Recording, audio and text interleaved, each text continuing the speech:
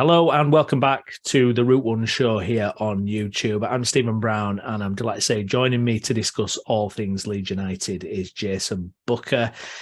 Well, Jayson, this is probably going to be a very different show to what we thought it was going to be. Obviously, we'd planned tonight's episode after the Nottingham Forest loss, and I think we were both feeling pretty dejected after that game. And obviously, we will get into the Nottingham Forest game in a bit, but it's broken news today. Jesse Marsch, he's been sacked. He's been given the boot.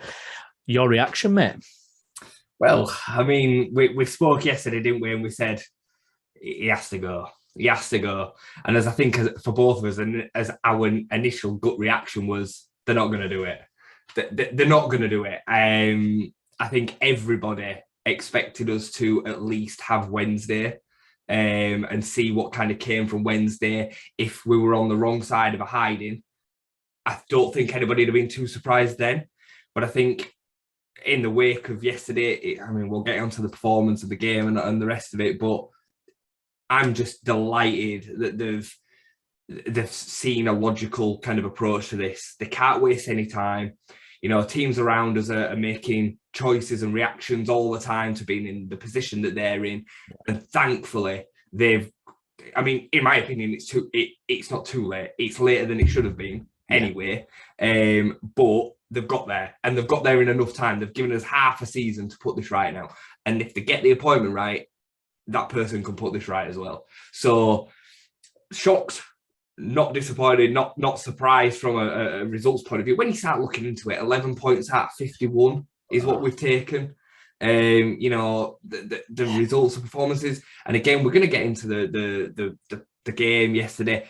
It was just the hallmark of Jesse Marsch's whole time at Leeds, really. Against anybody that can somewhat deal with a tactical change, he just can't handle it. So, yeah, my reaction, mate, is it's definitely the right decision.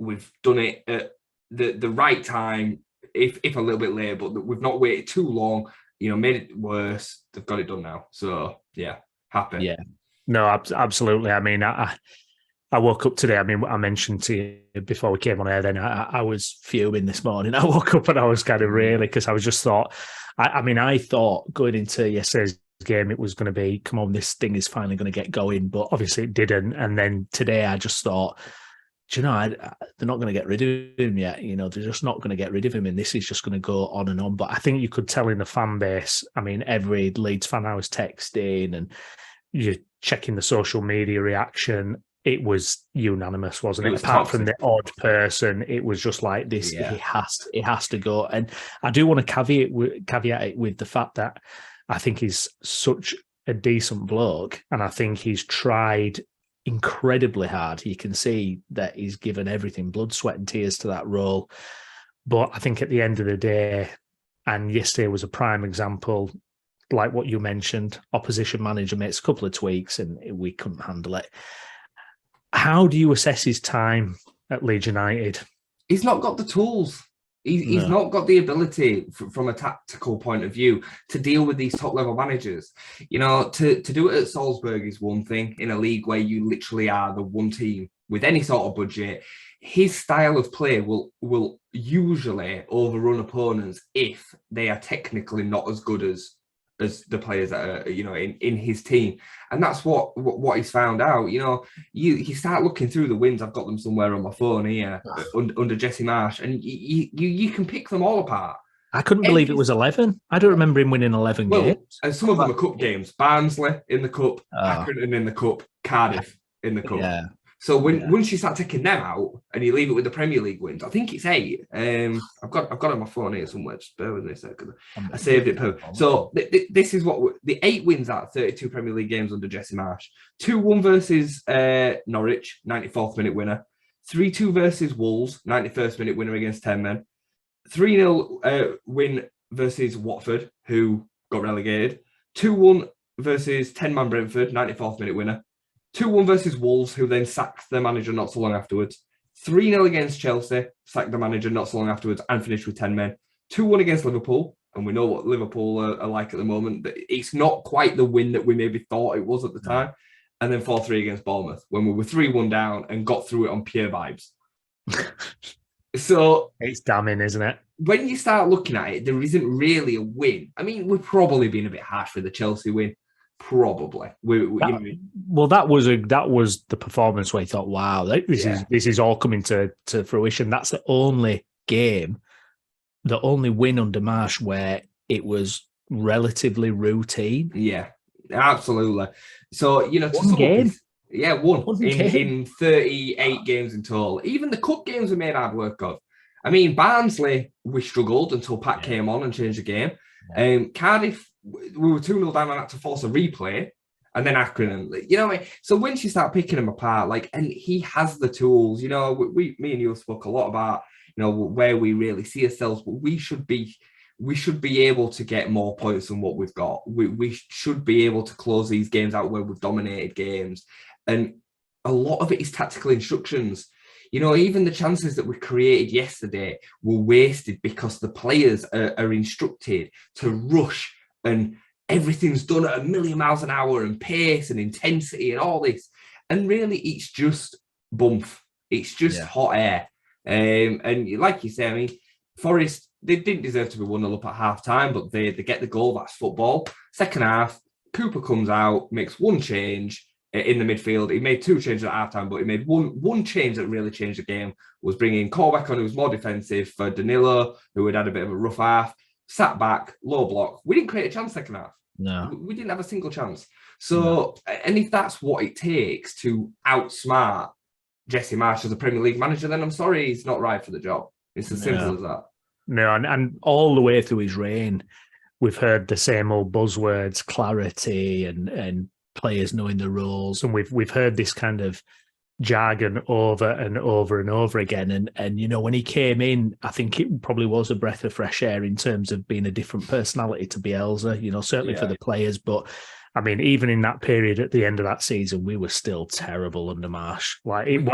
I don't think, I will never view it as almost like Marsch kept us up, because I think tactically we were crap through that. Brownie, we got lucky.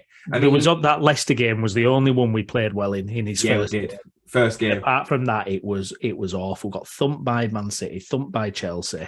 Watford away, maybe. Watford away when we won 3-0, but they were terrible. They were terrible. We were rubbish. It was just we took us chances for once. But I mean, right there. I mean, the warning signs were there even then, even when it was a bit of a mess of a squad. And the more you started to hear about this Red Bull thing, and I admit I didn't know much about him before, and I'd never looked into the Red Bull thing.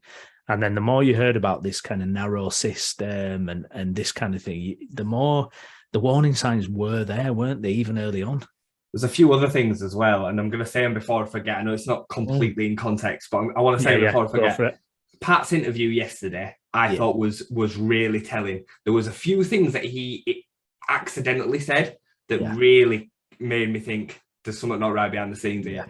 And I don't know I know it's only small, but have you seen that Click and Pablo both liked the sacking? I think that's really telling as well. It's clear that there were problems behind the scenes. And I reckon, you know, a lot of them been around the game a long time.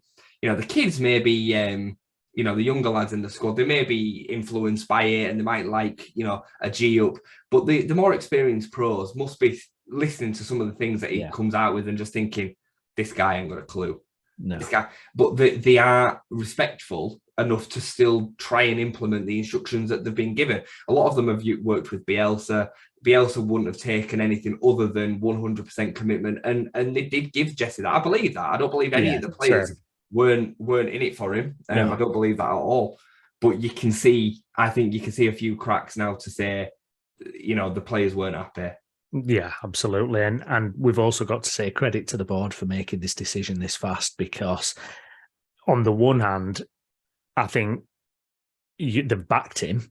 And you can say, oh, well, that is that a mistake. But, you know, surely, you know, we don't want to be one of those teams that just kind of, you know, like a Watford, where you're just going through managers every 10 games. Well, you're in it for we the have end, backed him. You want the nice balance, don't you? We back a manager, but if it's not working, we cut them as well.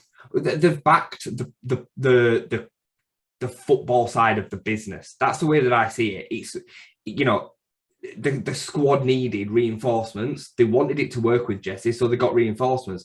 They didn't get reinforcements just for Jesse Marsch. They got reinforcements for Leeds United. Yeah. And another manager can come in and use them players. It's not like they can't fit in another structure or another system. I think Brendan Aronson is probably the only one really that I would be maybe looking at now and thinking he really suited Jesse's system in the way that Jesse envisaged it. What future has he got? But we'll come at that in the summer, maybe, depending on who we've got and whatnot. But yeah, I don't buy that at all. And I think fair play. I couldn't agree with you more. I think it was so refreshing to see the news today that they'd made, must be a tough decision. You know, they've had to put their hand in the pocket and pay him off, plus all his backroom staff. They've had to swallow the pride and say, this ain't working. We need to sort it out because otherwise we're probably going to go down. They leave it too much longer. It's going to be too late. So I think they've made a huge call and the right call. So fair play to them. Did you think we were going down with Marsch if he'd have stayed? I think we had another 4 games under Marsch before it had been too late. If he'd have survived the 2 Man United games for whatever reason, let's say he took a point away and we lost at home 2-0. Let's say he survives that. We then go into Everton and Southampton. We would need 4 points minimum out of them 2 games. A point away at Everton under Dyche would probably be a good point now, and then a win at home at Southampton. If he'd have managed to get them 2 games and not taken the 5 points, including the point against Man United, he would have been down, in my opinion. Too few games left, especially at home, that would be winnable. Why did he get the job in the first place? And I don't mean that in a kind of, captain hindsight way, but I'm just kind of wondering, I mean, when you look at his record and his background, I do wonder sometimes why was he kind of so heavily favoured, and it almost seemed like they couldn't wait to get him in, kind of when he came in. I'm not sure what happened. I mean, he failed at Leipzig, didn't he? And that, the Bundesliga is not even as kind of big as the Premier League, really. I'm a bit of an auto defender. Like, he's made a lot of mistakes. He has made a lot of mistakes, but he's also made a lot of good choices. And I think overall he's been good for the club. But I think Orta was heavy in that selection. And I think Orta's very much personality over functionality. And he's ended up coming to the conclusion, right, Andrea, this is our man for after Bielsa decides to leave, or we decide to relieve him of his duties. He's the man that, would be the best option for the style and everything that is about. I like him. I think that's where it's come from. Plus, with the American link, there must be some sort of affiliation with it. I think it didn't hurt, did it?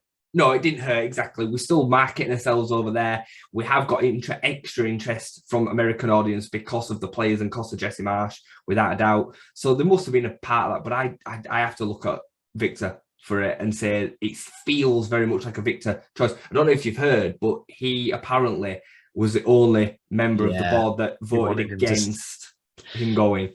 Yeah, so, which says a lot. And I think Jesse had referenced it in press conferences before that him and Victor Orta were tied. You can imagine it, can't you? Yeah, just the personalities that they are. You can imagine it. So we all wanted it to work. Even now, he's gone. I still wish he could have won yesterday and then go and, stick it to Man United this coming week. I quite like the guy. But you have to treat it as it is, and he does not have the skill set to be able to deal with these managers he's coming up against. Steve Cooper's a solid manager, but he's not elite, and he totally outfoxed him yesterday. He had no answer. His answer was to make substitutions, change the personnel. It wasn't to change the style. We're going to pick the performance apart, but starting Struijk, not starting with 3 in midfield.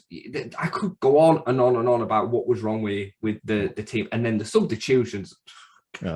Starting Jack Harrison, oh man, he drives me mad. So when you look at it, it's not a surprise. No, and we're going to pick the bones over that. Oh, do we have to?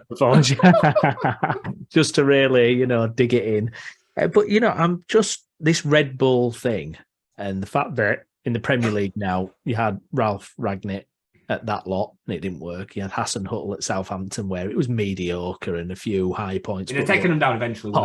Really poor. And then you've had Marsch come in. It felt for me like Marsch was someone who he's had this tutelage under Rangnick, and he was going to implement it, but I didn't see any ideas beyond that, really. I didn't get the sense that there was any kind of, there was no flexibility or ability to really think more widely about tactics, really. You come back to the question before about how he ended up with the job. We were told that it were a seamless transition from Bielsa. It was nothing like Bielsa's system. It was chaos, and Bielsa's system sometimes resembled chaos, but it was organised chaos. And when it worked extremely well. His system and that style of football will never work in the Premier League, while the Premier League is how it is now. Football evolves. In the 90s, it was 4-4-2 and, crossing balls into the box, all the rest of it. Time changes. Pep and Klopp have changed the way that the Premier League looks on the field. It's never going to work.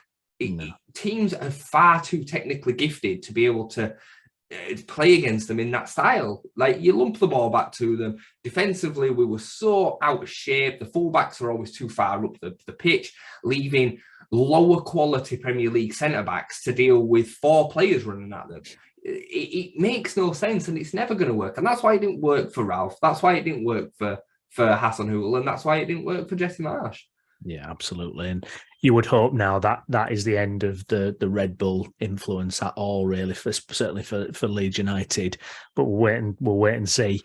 So let's rewind 24 hours. Let's go. We have to, but let's look at the Nottingham Forest game. Then, I went into it with quite a lot of hope. I think when I saw the team sheet, that was my first worry. What did you make of the lineup? No McKennie striking at left back. What did you think? McKennie didn't just come in on Thursday or Friday. He'd been here all week. He knows Tyler. You're playing him alongside his best mate. Get him in. Yeah. We've just signed a player that's been playing Champions League football, played 100 times for Juventus. Get him in the starting lineup. Shore up his team. The thing is you cannot play Weston McKennie alongside Tyler Adams because neither of them are ball players. Tyler Adams is defensively minded. He can sweep. He can play a 5-yard pass. You cannot pass the ball to Weston McKennie like you can Matt Rocker and expect him to pick out the passes. No. It doesn't work. It makes no sense. And again, one of the frustrations that we have with Jesse Marsch is how is he not understanding and seeing that? It made no sense at all. Pascal needed to be pulled out. We all knew it. As much as we don't want to trust Junior Firpo, we all knew going into this game that Pascal was a problem. His confidence is on the floor. He's not a left back. And you're up against their best player in Brennan Johnson. Pascal were a huge mistake. I'd have started Junior Firpo. I wouldn't have started Jack Harrison. It felt like he got the start because of this situation on deadline day.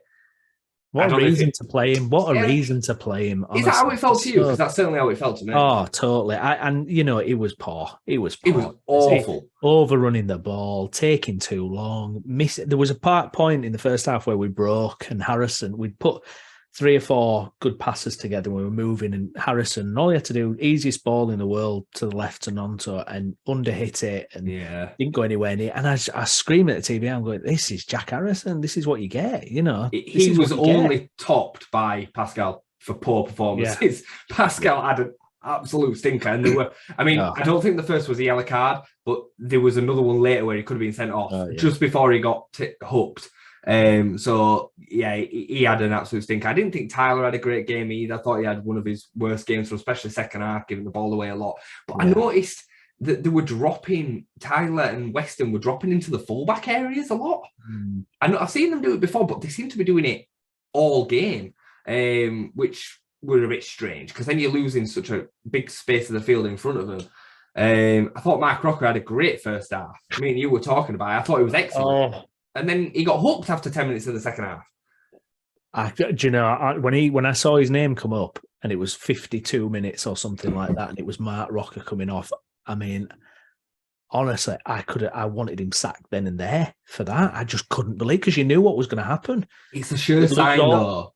There was any semblance of control. No, you're right. It's a sure sign, though, at that point that the manager's lost his head. Yeah. Because he's making decisions without really thinking about what it implements on the pitch. It reminds me of when you play Football Manager and you bring on just a new player just for the sake of it. Like, I just stick him on. You know, it made no sense. And then leaving Jack on until the 90th minute, bringing Sam Greenwood on again. It's like, there was so much wrong. And the second half, to not change anything stylistically, was driving me mad. I watched a lot of the second half on my phone. Yeah. Because the flow of the play was just, we got up to halfway inside their half. We gave the ball away. It came back to us. We passed it around the back a little bit again. We got halfway into their half. The ball came back to us. It was so boring. It was pathetic what we delivered in the second half.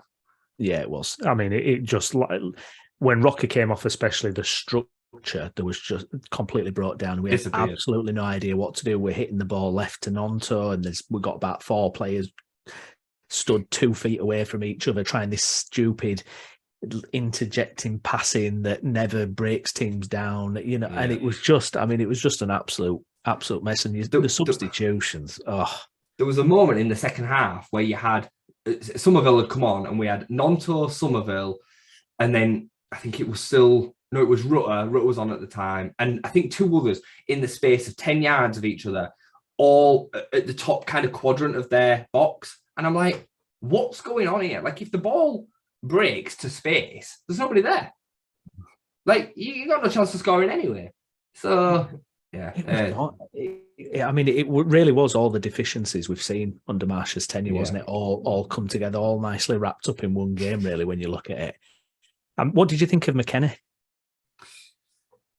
I'm loath to criticise him. He was poor. But he was poor in the circumstance and the situation, what was happening. He was set up to fail. He's been brought on to replace Rocker and pick out 25, 30-yard passes through the eye of a needle. That's not the player that he is. He's a ball carrier. He's a box-to-box midfielder. He's somebody that's going to arrive late in the box, finish chances. He's great in the air.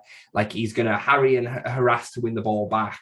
He is not a ball player, so we can't be playing him in a double pivot or alongside Tyler Adams. It's not going to work. Alongside Tyler Adams in just a 2. It has to be the 3, or maybe even Weston as the number 10. I can imagine him doing not quite as technical as Brendan, but that kind of role in behind a striker. He could do that. He isn't going to be the picker of the passes. No, he's not. No, we saw that, and there were a couple of moments, I think, where he stole the ball back a couple of times. You thought, that's what he's about. Yeah, because he was, quite a powerful runner, strong, isn't it? Yeah, powerful runner, strong, and that presence. But I mean, elsewhere, Bamford had a poor day, man, real rusty. Yeah. He had the fresh air shot, didn't he? Which ended up being actually quite a nice assist for Ayling. Ayling maybe should have done better. He had a really poor game. There were one I thought he were really unlucky with, where it came off the back of the lad that played for Wolves, centre back. I forget his name now. I think it was Sinisterra. Bolle. Sinisterra played it behind Bolle, and it just flicked off the back of his heel and then put it into Bamford's path a bit too fast, and it bounced off him. Made him look like an awful first touch, but I think he was a little bit unlucky. But he had a poor game, but he weren't on his own. Like, you can't look at the striker and say, well, he had a poor game and that was the reason why the system failed or the tactic failed. Jorginho didn't do much when he came on either in that position, but I blame the tactical emphasis behind that for why that happened, rather than the number 9 themselves. Yeah, they looked completely isolated, didn't they? And I think they thought, Bamford could be used as this like battering ram against 2 defenders, and it feels just a bit moronic, doesn't it? That was one of the things that was said in the interview. Yeah. Pat said there weren't a lot. He couldn't solve the problem because he was isolated against 2 centre backs because he didn't have anybody running beyond him. That to paraphrase, pretty much what he said, which is real. Basically, what he's saying is the tactics not helping us score goals. That's how I read that. That's what he said. Definitely, yeah.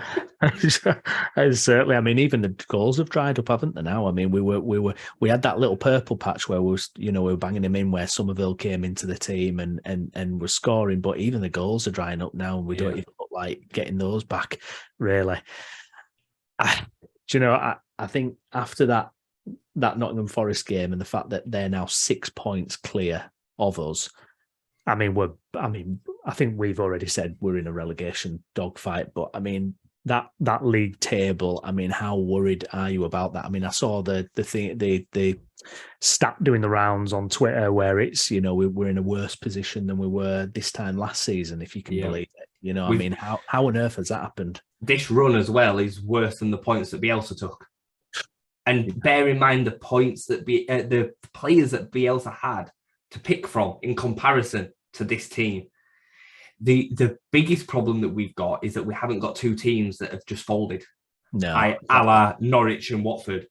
Exactly. Even Southampton. I mean, it could be worse. We could be Southampton because Nathan Jones is an absolute loon, and I think he's going to end up getting sacked as well. Yeah. And I think they'll be into another manager. So I think you're looking Southampton, Bournemouth, then us. That's where I'm at right now. We are the third worst team right now. Yeah, we are. And it is down to this appointment to get it right. We have the players to be able to get ourselves out of this, and we have the time to be able to get ourselves out of this.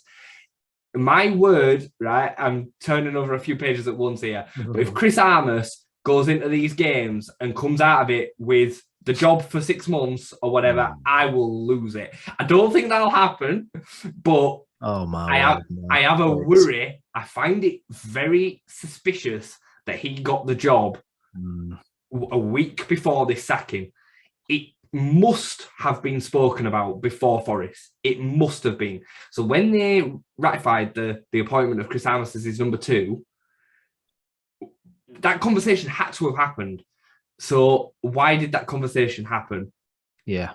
Why did the appointment happen if that makes sense, does it? Happened? I am worried about it. And I hate to say this, but I hope that the results short term are not good enough to get him the job. And that's ridiculous. Of course, I would want to take 6 points in the next 2 games, but it worries me. It really worries me. Well, it's that similar thing when we beat Liverpool and fantastic result of the season, blah, blah, blah. And then you realise, oh my God, that got Marsh another 10 games.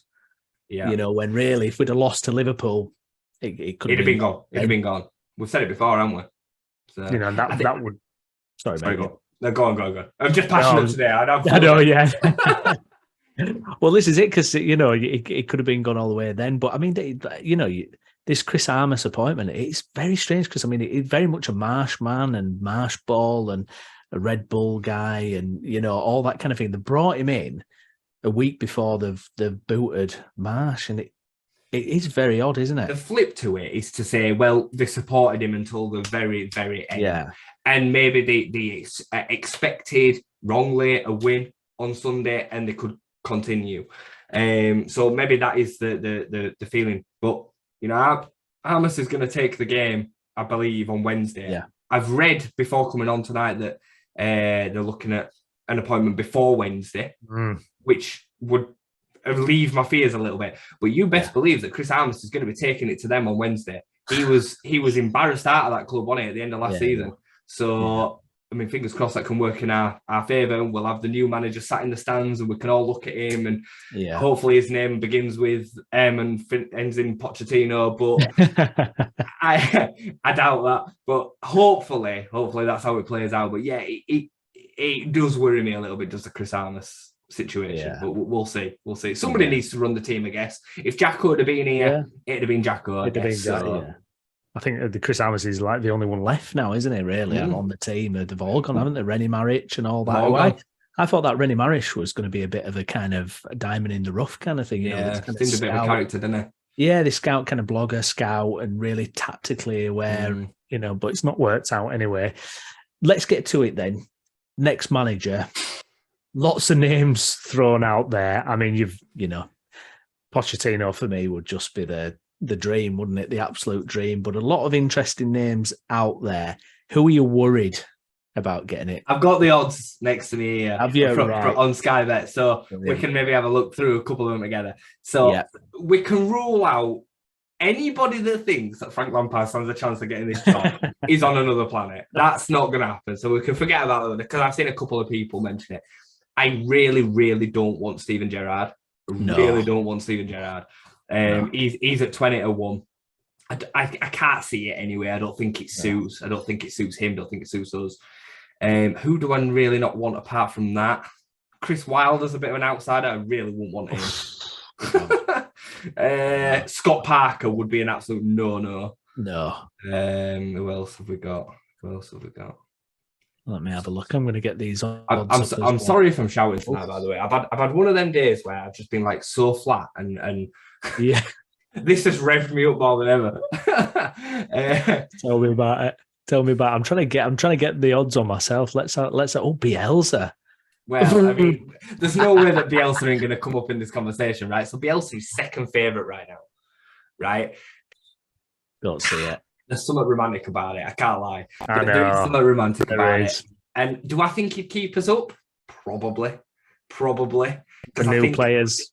The bounce, the new players, the squad he'd have, the reaction of the old players that are still there. Imagine Pat as an example. Yeah. The confidence that he gained out of having Bielsa there. He lost him in that second season when he were injured and all the rest of it.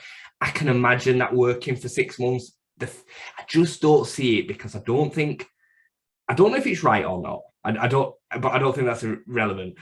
I can't see Bielsa swallowing his pride because I think he's really angry with the way that it finished.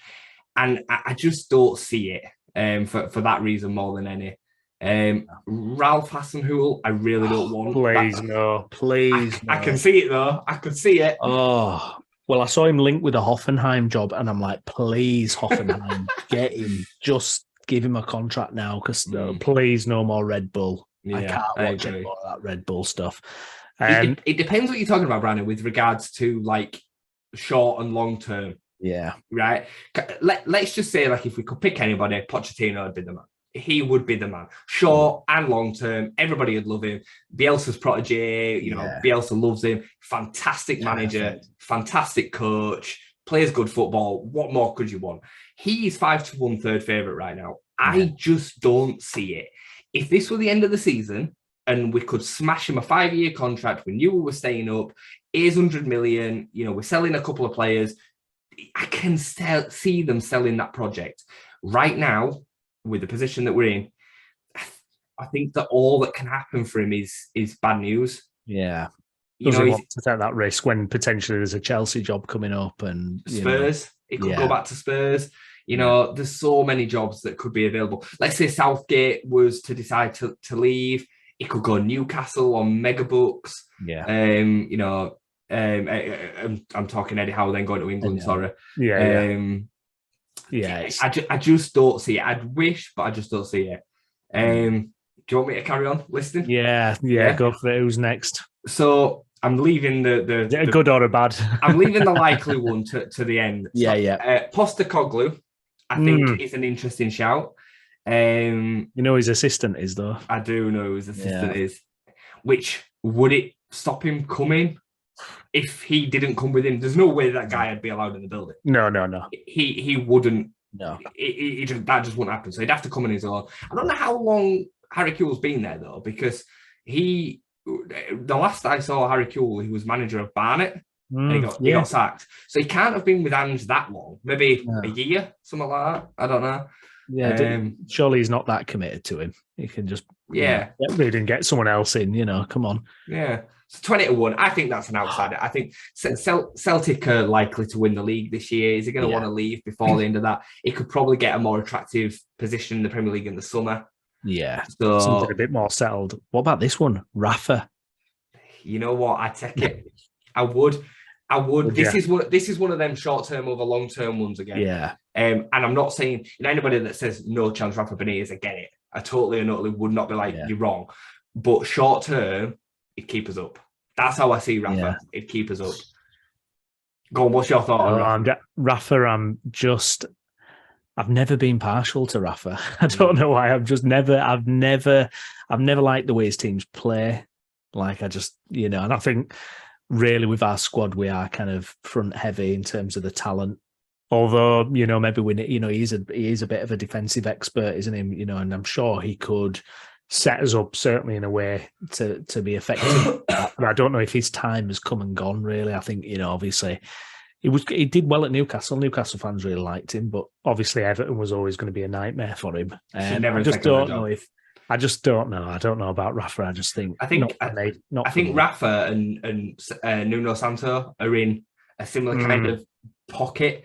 I would like the idea of Nuno, but again, he would play defensive solid football without defensive solid players in our team. Yeah.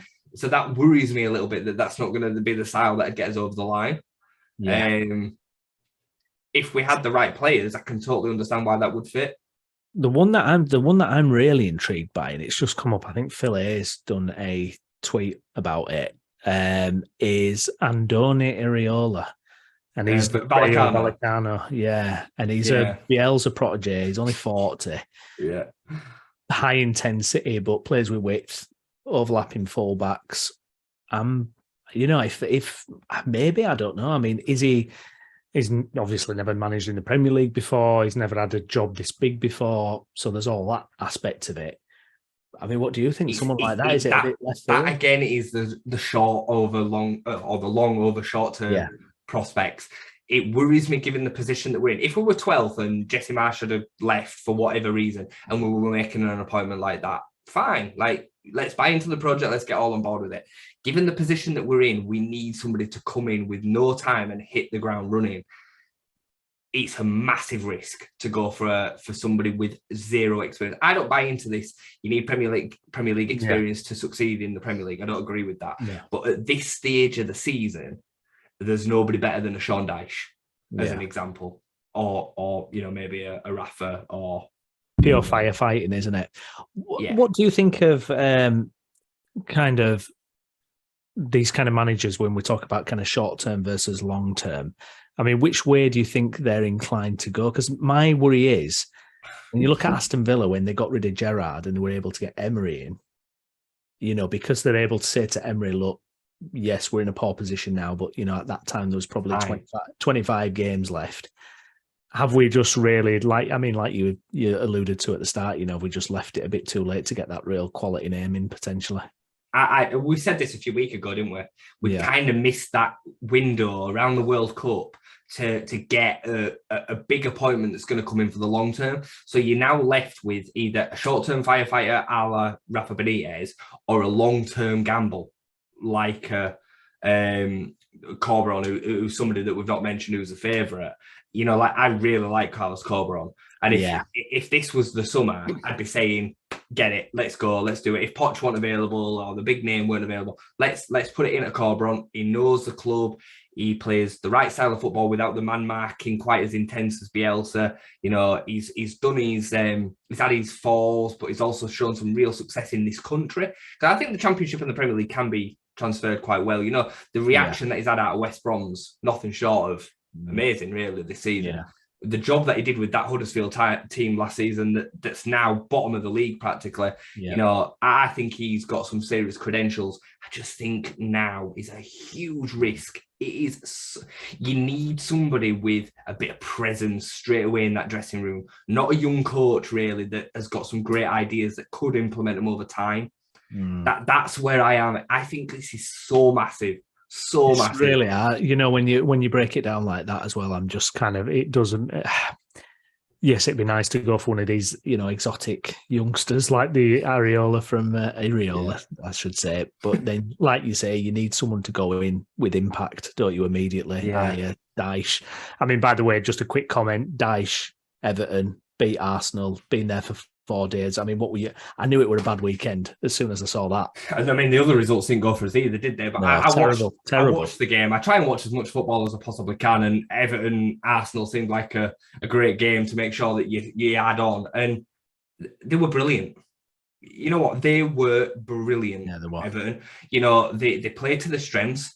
Straight away, no more than 10 minutes on the clock, they were whipping these corners to the back post and putting Arsenal under severe pressure. They were making sure they broke at pace. They were all over Arsenal's press. They pushed in, pressed in groups. They looked on it. Dyche were all over the place, but effectively, not like Jesse or even Klopp from time to time can be a bit theatric for the sake of theatric. It was with intent. They were fantastic and they deserved it. Yeah, they deserved it. They had a couple of good chances, did Arsenal, but Pickford didn't have a massive amount to do. The goal were typical Dyche, and they win the game 1-0 against a team that have lost one game all season, clean sheet from a corner. Like, perfect for them, wasn't it? Absolutely perfect. And that's changed the mood over there straight away. And you're looking at us, and we've already burned through one of our games in hand, typical, and next one's against that lot. Just getting back to Corberán, the only thing I have with Corberán, though, is if he didn't have the Leeds connection, would we be looking at a guy who, managed in the Championship, got sacked at Olympiacos? I feel like, is the Leeds link kind of, or the Leeds history rather, and the fact he worked with Bielsa, is that kind of, it's a great question, rose tinting it a little bit? Because would we be looking there if it wasn't, It is a great question. It is a great question. I mean, I think you have to still isolate what he's achieved. He did an unbelievable job at Huddersfield. Like, he punched so far above his weight to get that team to the final. His spell at Olympiacos was with the nutcase that's in charge at Forest and sacked him after 30 days or whatever. It didn't go well, but that sometimes happens. Happened to Bielsa, didn't it? Yeah. And then the job that is now done at West Brom, you are absolutely spot on, though. There's no way that he would be favourite if he never have had an association with Leeds United. No, I do believe that. I mean, from what I'm reading, he's also not the choice. He's the favourite with the bookies, but I've read that he's not the favourite for the job. They must have spoken to somebody, Brownie. They must have done. Got to have done, haven't they? Yeah, there has to be somebody. If we're going to appoint him before Wednesday is reported, it's already done. I wonder when, though. I wonder when they started to do this, because they backed him in the transfer window. And what was the last game before Nottingham Forest? I'm completely... Accrington, wasn't it? Do you reckon round about then, do you reckon they've kind of just started to put the wheels in motion? I reckon this has been, and maybe even before. What was last defeat? We lost... Is it, we had Aston Villa. I know we lost Aston Villa, didn't we? We drew... Let me get it up. So we had Accrington or Brentford. 0-0. Yeah. 0-0. So I reckon this has been going on for weeks. Yeah. I think, we have to take the signings out of him. He was definitely backed, but as I said before, the squad was backed. The squad, given the position that Jesse and the team had put us in, we needed reinforcements to try and dig ourselves out. Verber and McKennie, especially, were ready-built first-team players. Jorginho was a lot of money for potential. He's got bags of potential. So they were bought with the intention to make sure that whoever was in charge had enough to get us out of it. I don't think they were bought specifically for Jesse. I think Brendan, Tyler, and Christensen were bought more specifically for Jesse than the January window, personally. Well, that leads on to another interesting thing. What happens with those kind of Jesse signings like Aronson and Christiansen? It's going to be difficult for him, isn't it, really? It's a tough one, isn't it? I mean, the same goes for when any manager moves on. You have a certain amount of players that follow the manager. If Ten Hag was to drop out of Man United tomorrow, you're going to find that there's be a few players there that were Ten Hag signings, Martinez, Anthony, there's a few others in there, Malacia. So, and they're just one example. Every new manager brings in a certain amount of players. Some will fit with the new ideas, some won't. Yeah. That's football. And I think Rasmus has got a lot to prove. I think he's probably going to be okay because of Ayling's contract situation. I can't believe that Luke will get another deal. He may get one more year on reduced terms. You're going to be a squad player. You're going to be a backup. You're going to be benched most weeks. You're assistant captain. It'll be good to have you around. But that's going to be the conversation, I would imagine, for any proper quality manager to have with Luke. So maybe they do give Rasmus more time with Drama coming back, and maybe them two can fight that out. Left back. I can't imagine that Verber is going to be playing left back long term. I think he will play the remainder of the season left back. Now, because of this situation with Pascal, I can see Max going there, Cooper coming back at centre back with Koch. Yeah. And that being then three, and then whoever at right back is at right back. I think that's how it's going to play out, because Verber will give us both. And Brendan, what do you do if you're Brendan Aronson? He signed a 5-year deal. He ain't going to go back to Austria where he feels comfortable. You're not going to go back to the Austrian league. Does he then go over to the Bundesliga? But who's going to pay 25, 30 million for him? See, I think there's a player there, though. I really do. I do see too. In flashes with Brendan. You see it where he beats a man, and he's got that low center of gravity, and it's just the fact that, and I've heard other people, mention this kind of a lot of, like we've said, we watch a lot of the fan channels, and I think it might have even been on the Square Ball, and they were saying that they're not being coached, they're not being improved. It's just this blather about pressing and this, there's not that tactical improvement. It's not like when Bielsa took Calvin Phillips, a bog standard championship player, and made him the Yorkshire Pearler, not having that impact with anyone. I can't think of anyone. The only player that Jesse's improved is Rodrigo. Now, you don't know how much that is just Rodrigo being fully fit, playing games, getting form. I do think that Rodrigo buzzed off being captain, and I also think he buzzed off the responsibility that Jesse gave him in the team. So you've got to probably give him a little bit for Rodrigo. But Rodrigo's a 31-year-old professional that's played 20 odd times for Spain. Like, you're still not coaching nurturing a talent that's not yet done it. So even to give him some props for Rodrigo's comes with its own caveats, doesn't it? Yeah. So, I agree with you, and I do agree with you on Brendan. I think he's got potential. I don't know whether it'll be shown in the Premier League at the age that he's at. That's my worry with him. Yeah, exactly. I think it needs a coach, a really good coach, to take his game up, I think, to another level and just show him what needs to be done. So getting back to your list, then, who else is on there? Any others that are standing out for you?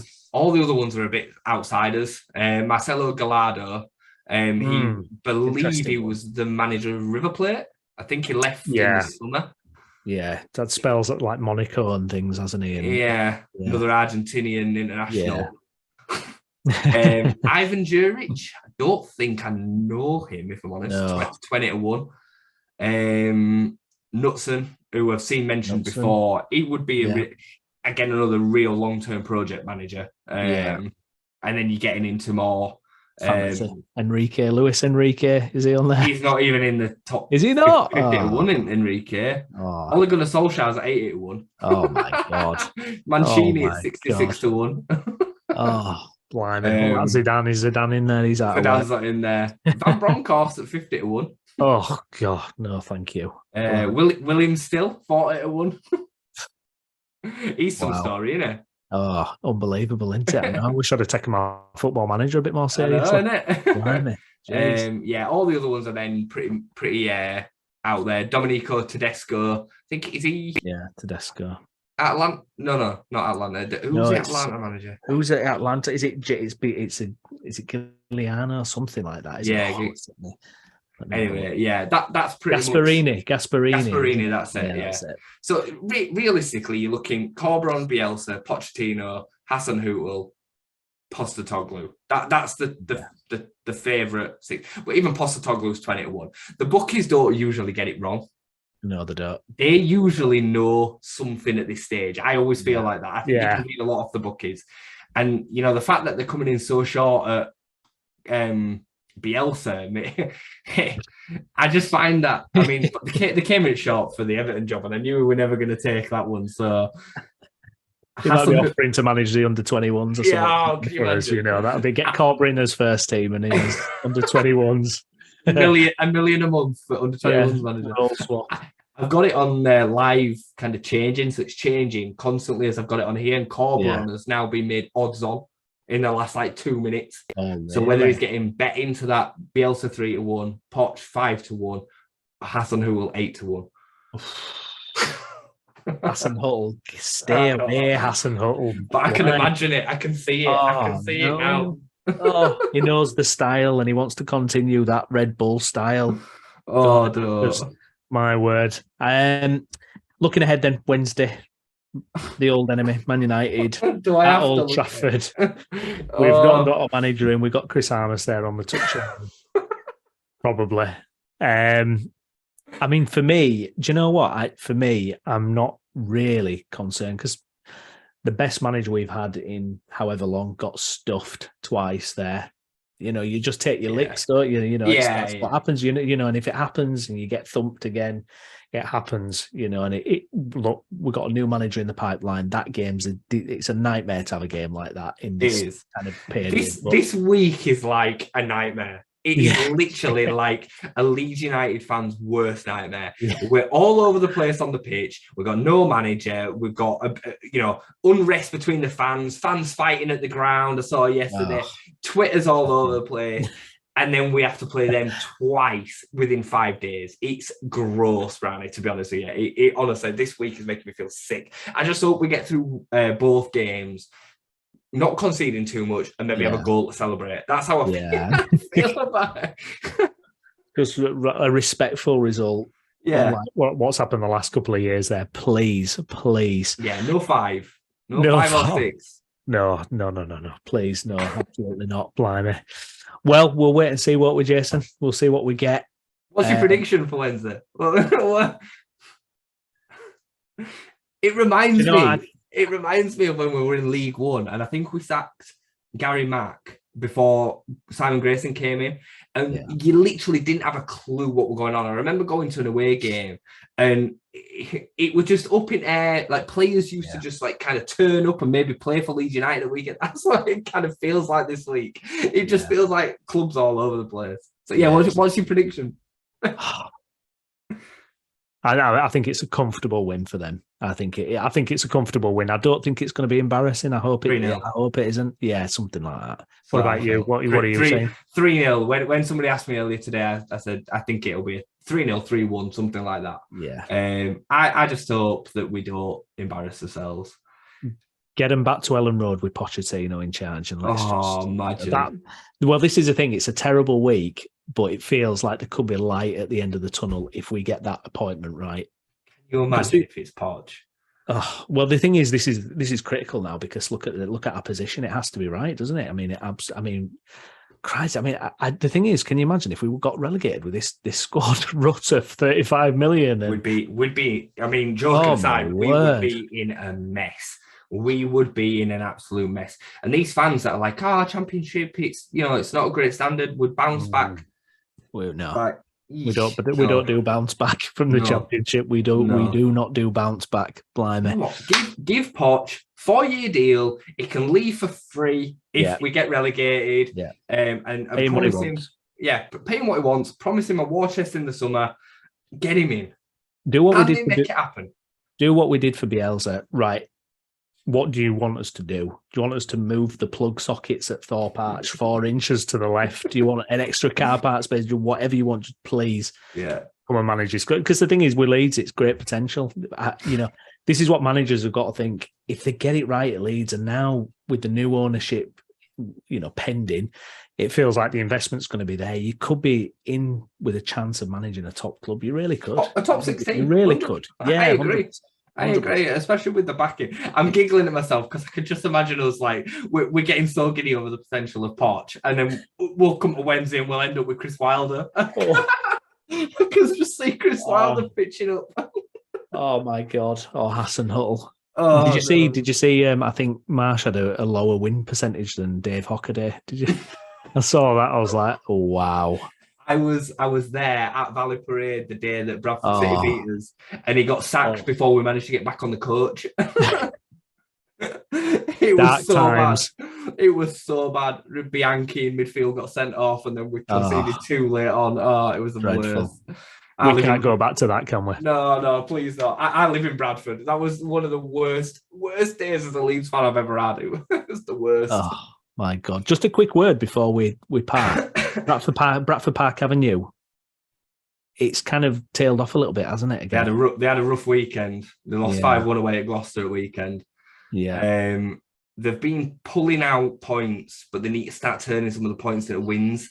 Yeah. They're still out of the relegation zone. They're still out of the bottom 2 at the moment. But Farsley, I think, got a good win. Yeah, Farsley got a great win at the weekend. They've won a couple, haven't they? Last 3 as well, Farsley. Yeah, it's always going to be hard for Park Ave. I mean, you couldn't deal with 2 different more different spectrums of the football pyramid in Leeds and Park Ave, but they borrow, cheat, and steal the way to players on the weekly. They get month loans from all over Yorkshire. Players drive themselves to games. They drive, car share from all over the place. All of them have got full-time jobs aside from playing for Park Avenue, and they're up against a lot of teams that train full-time. They have full-time pros. I was talking to who does Tyler Denton? Do you remember Tyler Denton, who played for Leeds? He played at Kingsley. He plays for Kingsley. Kingsley. He's full time. The Kingsley are full time, and he travels from Leeds to Kings Lynn every day for training. Right? Oh my God! But they're paid. He's still paid full time pro wages, so they can do it. Whereas some of the lads at Park Ave are, they're on less than £100 a week. So it's different spectrum. So for them to survive in the Conference North, even to get wins in that division, it's testament to what Matt Bauer and Danny Bush do down there. They do some job.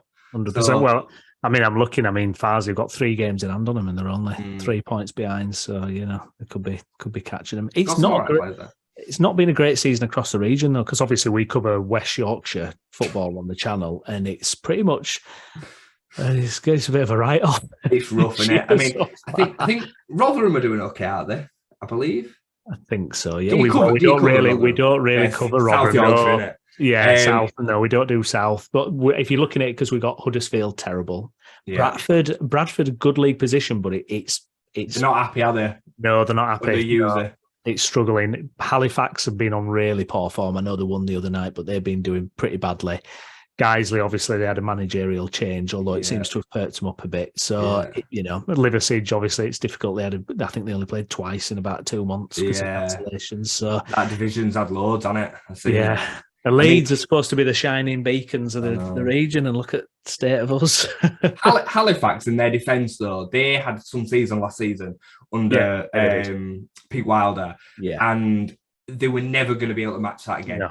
They had no right challenging for promotion the way that they did last season. I watched them probably about 15 times, and they were brilliant. And Pete and the job that he did, and some of the players that he had, it all just mixed together really well. But I watched them in pre-season up at Farsley, and they literally had like 8 trialists. They were all over the place with money. They were looking like they were certain for relegation. And obviously, I worked for Stockport that year, and for them to challenge right up there, he did some job. So for them to finish mid-table this season is probably fair. Yeah, exactly. It's Millington's first job as a manager as well, so you've got to hand it to him. Good stuff. Well, now that we've rounded up the region, if you've liked the video, if you enjoyed the video, please smash us a like on the video, and please subscribe to the channel for more content. We'll be following this one closely. Jason, we'll just wait and see what happens over the next I'll be messaging days. you, mate. We'll see what gets said tomorrow. I hope it's good news. My word. I'll keep an eye on the bookies and the odds, and I'll let you know when anything changes.